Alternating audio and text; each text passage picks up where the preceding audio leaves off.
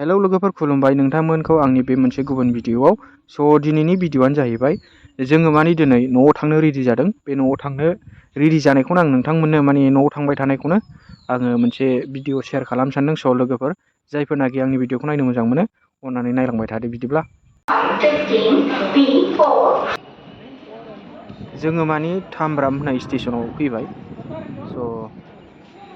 आङो बेनिफ्रायनो भिडिअखौ स्टार्ट खालामबाय। नायलांबाय थादो। बिराद मानसि जाम जादों दिनैनि बे माबायावहाय।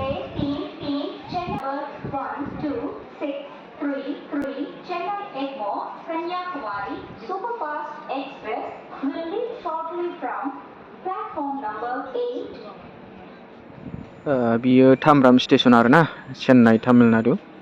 जों बे जायगायाव दंहैयोमोन। बिनिफ्रायनो आङो भिडिअखौ स्टार्ट खालामबाय। नायलांबाय था नोंथांमोना। जुरिजेनसै आरोना, जाम जालायजोबबाय मानसिफ्रा। गारिया फैसिगोन बावला।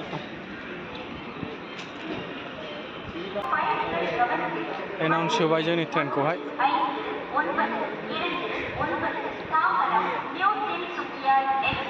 निउ तिनसुकिया। यात्रीगण कृपया ध्यान दें, गाड़ी संख्या 15929 तांबरम न्यू तिनसुकिया एक्सप्रेस खाली डिब्बा प्लेटफॉर्म नंबर 7 पर आ रही है। Your attention please. Next train of train number 15929 Tambaram new Tinsukia express is just arrived on platform number 7. For the kind attention of passengers, the next train to Chennai Beach will be arriving in another few minutes on platform number 1.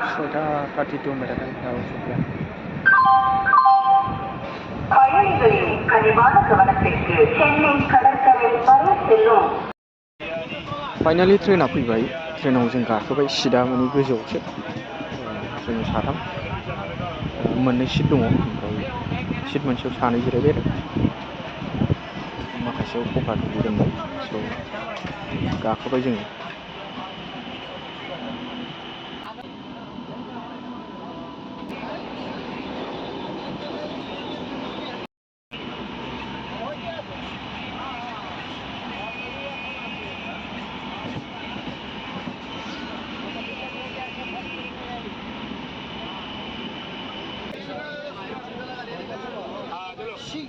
मानसिफ्रा बिराद बिहिर आरोना, एकदम गालायनो जायगा मोनलायै बेबायदि बिराद मानसि जादोंमोन आरो जों गाखोनाय ट्रेनावहाय।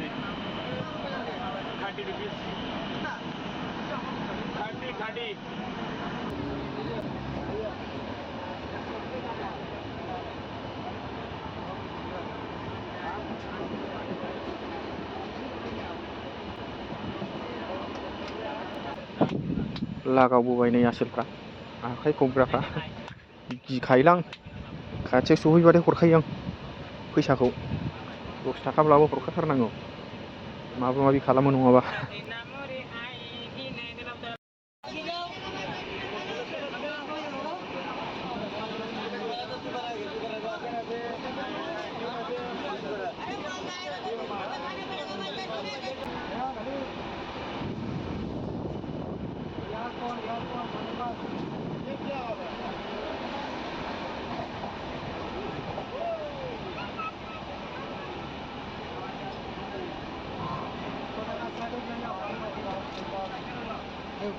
जलपाइगुरि मोनफैबाय नै, जलपाइगुरि लागाव। ट्रेना बेनोमोन नै, ट्रेना गोलावथार, निउ तिनसुकिया एक्सप्रेस।